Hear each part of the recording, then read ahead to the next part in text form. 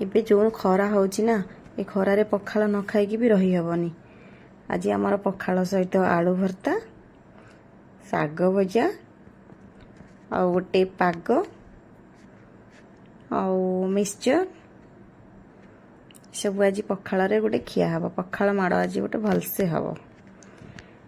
ପଖାଳ ନ ଖାଇଲେ କ'ଣ ରହିହେବ? ଆମ ଓଡ଼ିଆମାନଙ୍କର ସବୁଠୁ ପ୍ରିୟ ଖାଦ୍ୟ ହେଲା ପଖାଳ। ଓଡ଼ିଆ ମନ, ଓଡ଼ିଆ ପ୍ରାଣ, ଖୋଜେ ପଖାଳ କଂସା। ଆଜି ଆମର ସ୍ପେଶାଲ ପଖାଳ ଗୋଟେ।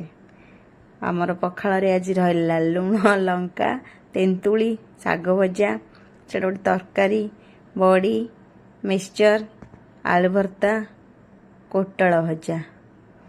ଏଇ ହେଲା ଆମର ପଖାଳ, ପ୍ରିୟ ପଖାଳ। ଏବେ ଚାଲ ଟିକେ ଦଳାଦଳି ସହିତ ଶାଗ ଭଜା ଲଗେଇ ପଖାଳ ଟିକେ ଖାଇବା। ପେଟ ପୁରା ଥଣ୍ଡା, ମନ ପୁରା ଶାନ୍ତି।